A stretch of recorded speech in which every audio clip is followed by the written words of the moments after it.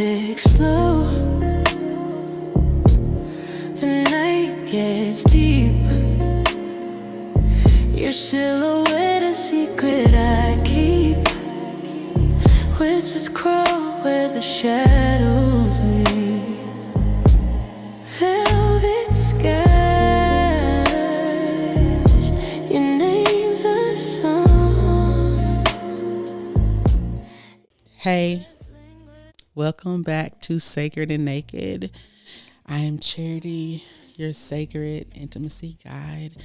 And if you are looking for an intimate view on healing and love, self-love, partnered love, all things love, you have come to the right place.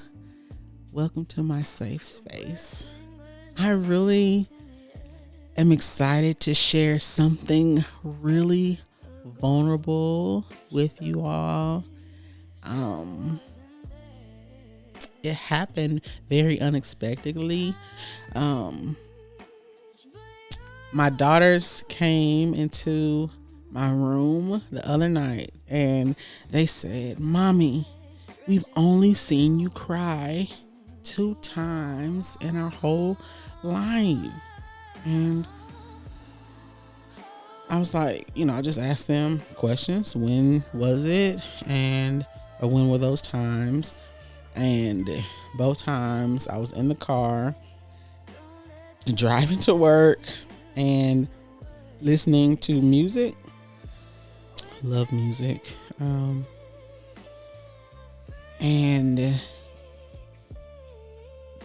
Both of those times kind of hit some emotional wounds. I vividly remember both times.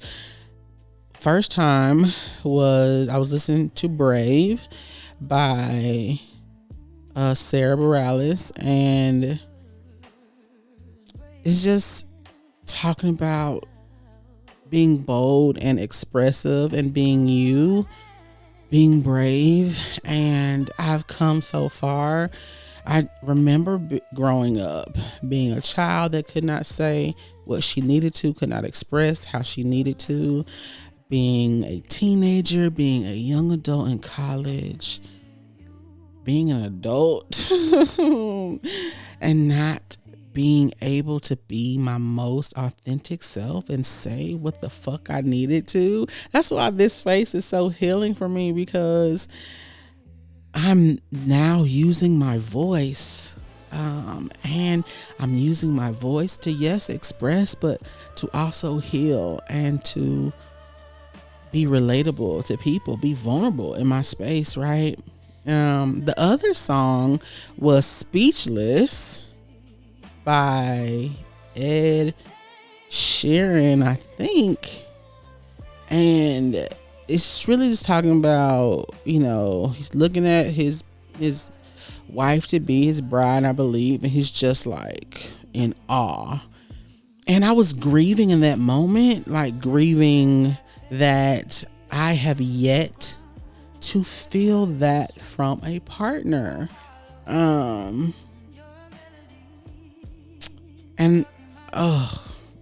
Okay, I don't even want to go too far into that, but I remember those spaces very vividly. So that was, what's today? Tuesday. Yesterday was, okay, so Sunday night, my daughters said that, and it just had me thinking. I used to cry all the time. When I got with my husband at 19, I never cried so much in my life. So from 19 until, and this came out in a coaching session. So let me pause right there, put a pin in that right there. My daughter said, we've only seen you cry twice.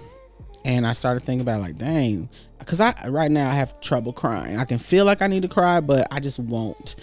And my cousin, my amazing cousin, shout out to you. She is doing a life coaching certification, like program or whatever. And so part of getting that certification is you hold sessions with different people. And so, we agreed to do a session together, where she coached me. And so we had a session yesterday. And so I've been in this space where I feel a lot of pressure. I am not teaching anymore. I'm writing full time. I'm podcasting full time. I'm able to do my mommy thing. I'm able to have slow mornings and just flow throughout my day. It's a very much a soft girl life. I'm being supported 100% by my husband, which is new for me. And so there's some guilt there. There's some a sense of urgency to be successful and not to like fumble this opportunity. And so that pressure has been putting me, if my body is too tired, because I've been doing a lot of spiritual work, a lot of candle work, a lot of self-concept work, still healing, like those type of things take up a lot of energy. And I don't know if you've ever been in that space where you are intentionally healing and speaking over your body and speaking to your soul and your spirit and like becoming, like that takes a lot of energy. So last week I just had no energy at all. I stayed in the bed.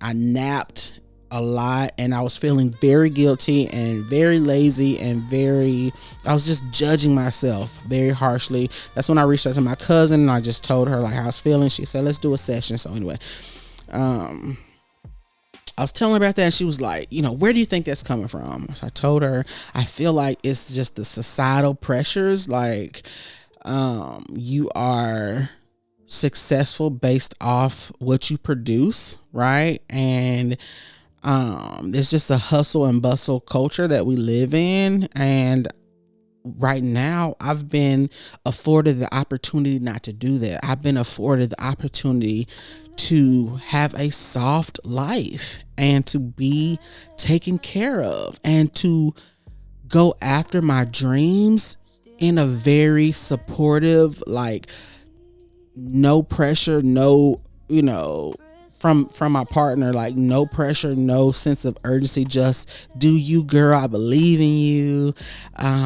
type of thing, which is a blessing. And like, I'm trying to unlearn this pressure, this hustle, this bustle, this, if you're not producing, your lazy ass, whatever. And so she prompted me to go deeper and was like, whose voice is this that you're hearing? And I started to think. So let's go back to from 19, when I met my husband. He wasn't my husband then. From 19 to about 25, that's when I had my first child. I cried more than I had my entire life. Just the relationship with my husband then was just, we argued a lot. And like he was very mean and just said a lot of, how did I get married? I don't even know. Like I just, I really wanted a family, and I knew I needed to get married. That's what I was taught, get married or whatever, before you have kids. I really wanted kids. I got married to have kids. Really. So he promised me a family. He gave me that family. But the relationship that we had, it wasn't healthy.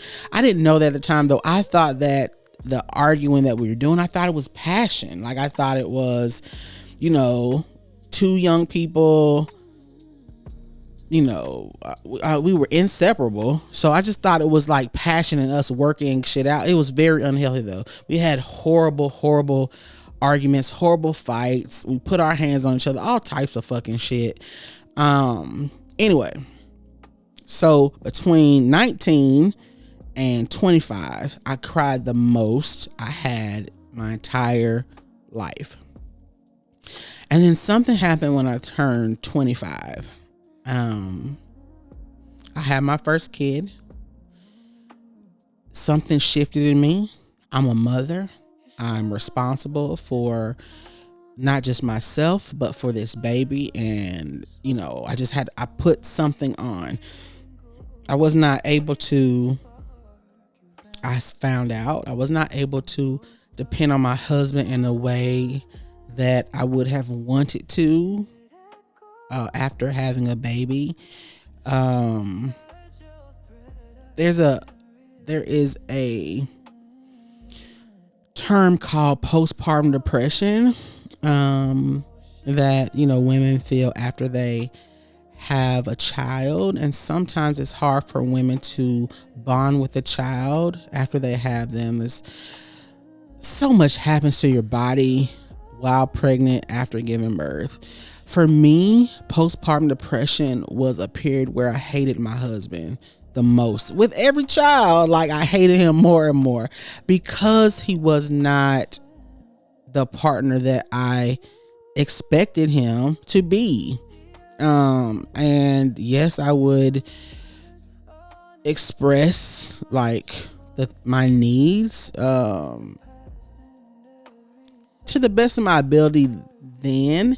Like, I probably would be able to express them way more now as I've grown and I've matured, but I hated him more and the fuck more. Every time I had a child, I hated him, but I wanted kids so bad.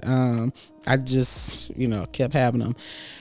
So anyway, something happened after I had my first child, and I was not able to depend on my husband for support. I was not able to depend on my mother for support. When you have a baby, you want a feminine village. At least I did. I don't know if every woman feels that way, but there was just this innate desire and longing to have a feminine village. I couldn't depend on my mom the way I felt. Like, she didn't breastfeed. My mom's not really super fucking nurturing, at least not to me. She made meals, but the way that she did with my younger sister, where she took off and stayed with her and shit, she didn't do that for me. So I couldn't depend on her in that way. I just didn't have it. I didn't have anyone. So I didn't have anyone. So it's like, all right, bitch, well, you got to figure it the fuck out. I didn't have anyone. I got to figure it out. And so I stopped crying, because what the fuck are you crying for? That's not going to help. You got to figure it the fuck out. Okay. And so I had kids, I did had maternity leave or whatever, but when I got back to it, I was working and pumping and staying up all times. My husband didn't do none of that shit, the taking turns feeding and staying up and getting the child and all that shit. He didn't do any of that. Goddamn, I'm talking about all 4 fucking kids. He didn't do any of that shit. We both working, you know what I'm saying, full time. He didn't do any of that goddamn shit. Anyway, so I had to put my big girl goddamn drawers on and figure that shit out. Love my fucking kids to death. I would not change a bit of it. I got married to have them. I didn't get married to be a goddamn wife. I did all that stuff that people kind of say they want to be married so bad. I never want to be fucking married. I didn't, whatever. So where, yes, he wasn't necessarily the partner that I wanted him to be, I was just happy to have my fucking kids, to be honest with you.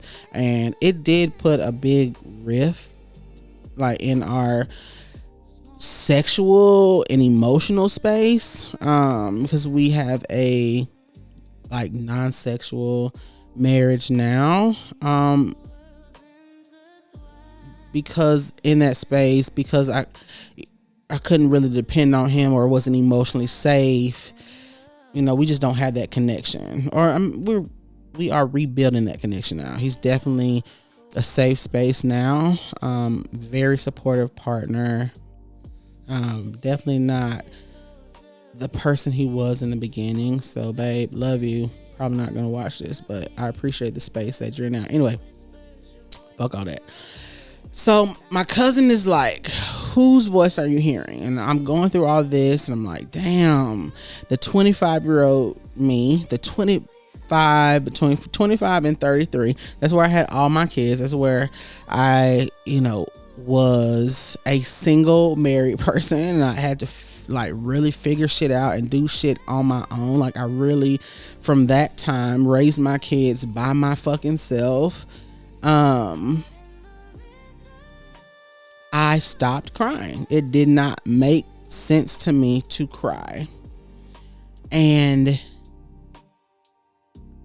she is trying to protect me now. So she's showing up now. This is the voice that I'm hearing. She's showing up now, and she's saying, hold on. We don't know what this space is supposed to be. We have never fully depended on anyone financially, emotionally, because I do depend on my husband now emotionally to kind of speak into me when I get low like this, like when I get unsure. This space for me for the past, I want to say 2 or 3 months has really been hard for me. And so I do depend on him to say, hey, you're all right. There's no pressure on you. Like, rest and flow and do how, and the old me is like, no, hell no, you can't depend on him. Hell no. You need to produce these journals. You need to push out this content. You need to find you a part-time job, or you may need to go back to teaching. You may need to whatever. And Spirit is very clear with saying, do not work right now. Like, don't work. Like, this space right here, I'm exactly where I'm supposed to be. I'm supposed to be recalibrating and resetting my nervous system. Like, teaching is so stressful. Like, if you've ever been a teacher, if you've ever been in that space, you know what I'm talking about.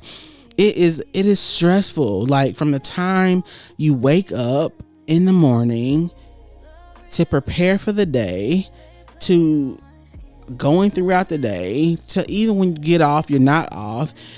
God forbid you got your own goddamn kids and family to like show up for after you fucking get off from, molding these little minds and appeasing administration. Like, there's so much. And I've been teaching for maybe 12 years or so, 13 years or maybe. And so going from all that stress, right, to now a space where I'm able to breathe, oh my God, and relax and flow and receive. Like, I should be basking in this space. And there are a lot of days where I do, and I wake up grateful. I'm like, I'm living my dream life. I'm able to wake up. I still take the kids to school. I'm able to show up at their events or like go to my baby's IEP meetings without like maneuvering things around or asking somebody, can I have time off or whatever. I'm able to do what I want to do, which is be a mommy, right? But I'm also able to write and to get my ideas. And I was podcasting while I was teaching, but like, now I have the space to like really think, oh, I want to talk about this, and oh, I can research this, and I can, formulate my thoughts and structure my thoughts and to push this out. And I'm able to like converse more with people who watch the podcast, and they're, giving their suggestions or their opinions, or they're praising it or whatever. I'm able to engage more, and this is exactly where I want to be. I'm able to travel. Like, I have 2 traveling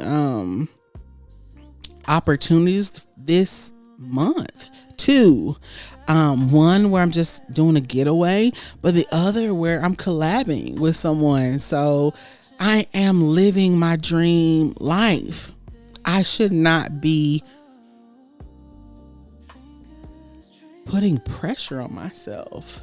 And so we go through all of this, like which part of you is showing up. And I'm so used to like little Charity showing up, the middle school Charity who was made fun of about her voice and felt emotionally abandoned by her parents and family.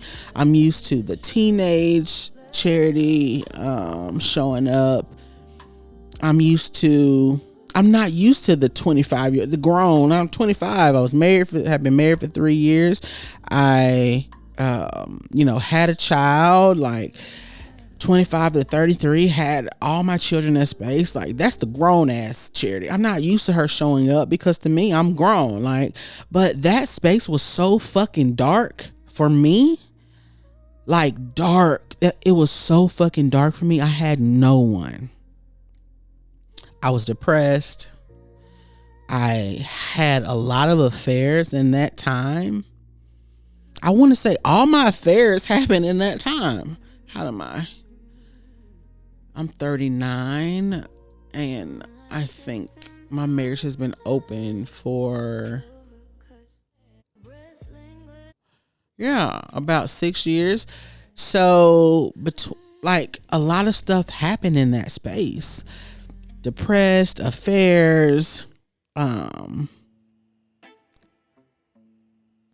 fights that my husband and I were having. My son, I know my son is fucking traumatized. My girls, not so much because they didn't really experience that, but I know in my son's like early years, he experienced a lot of like volatile fight. Like they were horrible, screaming and shit. Both of us, like I was not as zen and chill and understanding and whatever that I am now. Like I am now. A lot of healing had to take place, but as I was talking to her, as I was reflecting on this Charity that's showing up, that's trying to protect me. She's trying to protect me. She's trying to say, hey, this is uncharted territory. We have never fully depended on this man. You know what I mean? Is this safe to do? Like, she's trying to protect me. And as I was thinking about why she's trying to protect me and the space I was in, as I was her and the things that she had to endure, she was strong as fuck. She was a survivor, but I am not in a survival space right now. I am thriving. I am the divine feminine. I am my highest self at this time. I am high vibrational. I am a healer. I am like fully expressed, fully realized. I don't need her right now. And so my cousin asked me, what would you tell her right now? What can you say to her when she shows up in that way? We know she's trying to protect you when she shows up in that way. And I just started crying. Just crying. Not ugly like boohoo crying, but just tears were just flowing. And I want to tell her, thank you. Like, thank you for getting us here. All the hard work that you did, all the boss ass stepping up that you did got us here. And I'm grateful. And I got it from here. You can relax now. You can rest. We are safe. We are loved, girl. All that you did got us here, and I am so grateful. And as I said that out loud to my cousin on the Zoom call, I felt and crying. I felt so much relief. I love that I'm able to recognize the inner parts of me that show up. The inner child, the teenager, the adult that is showing up and saying, hey, I don't know what to do in this space. That's huge. I think we don't think about that. Like, we don't think about that all parts of us are still present.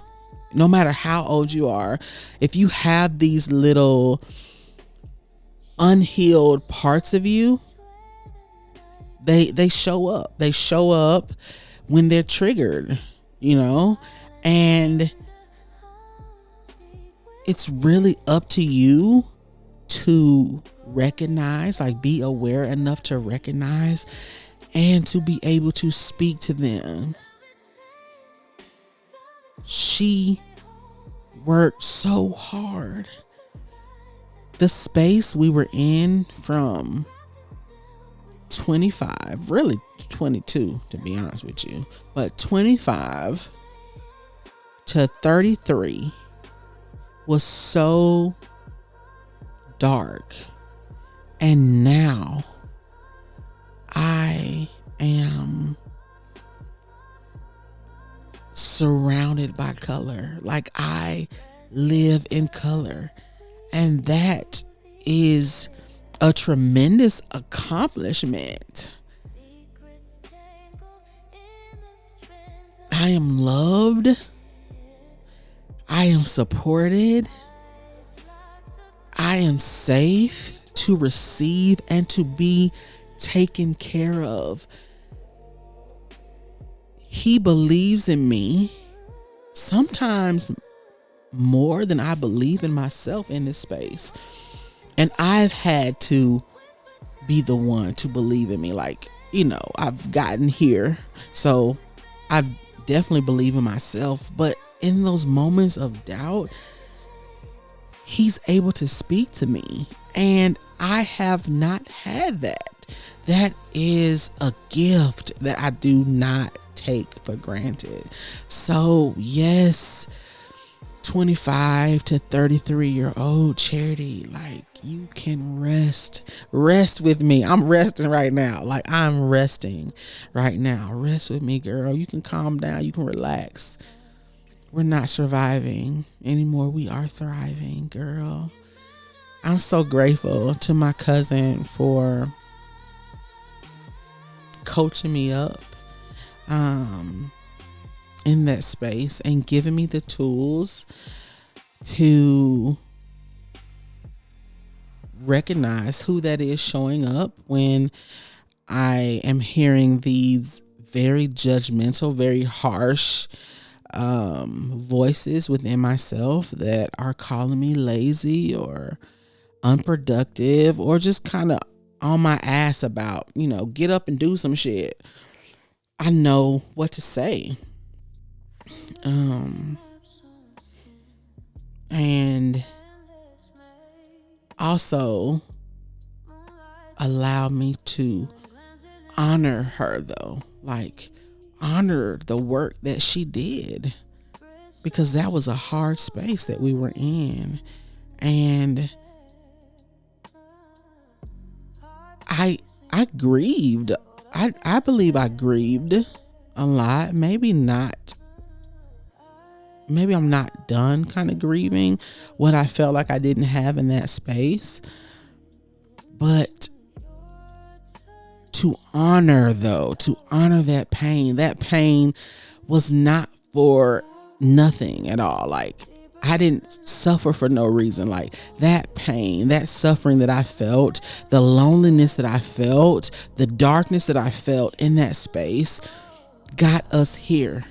The work that we did, the pain that we felt got us here, right here, where I face my fears every time I sit in front of this camera and speak. You know what I mean? Like, the healing that we've done, like, that space was not for nothing. And so, wow.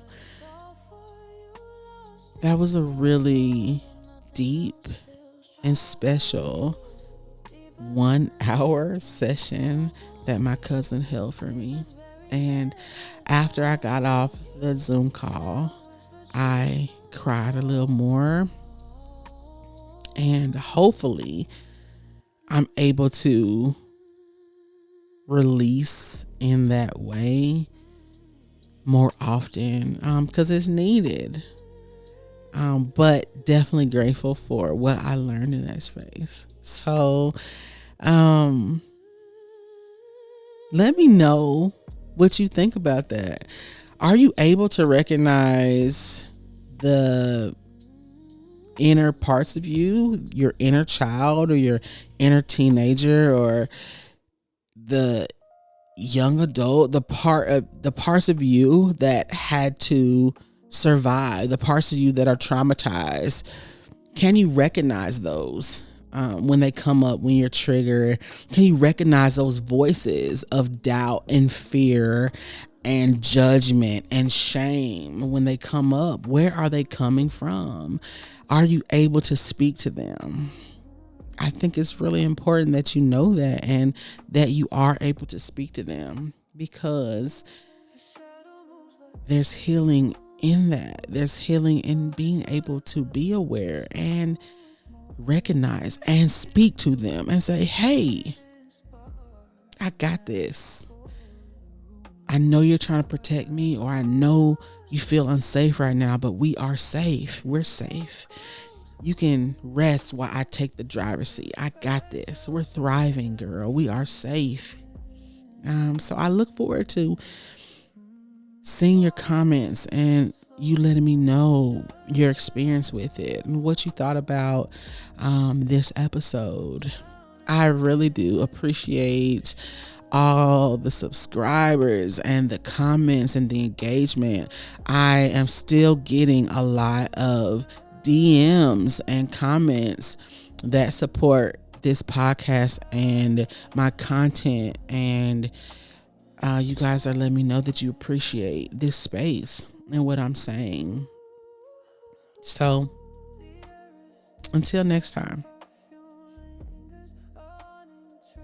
yeah, I hope this resonated with you.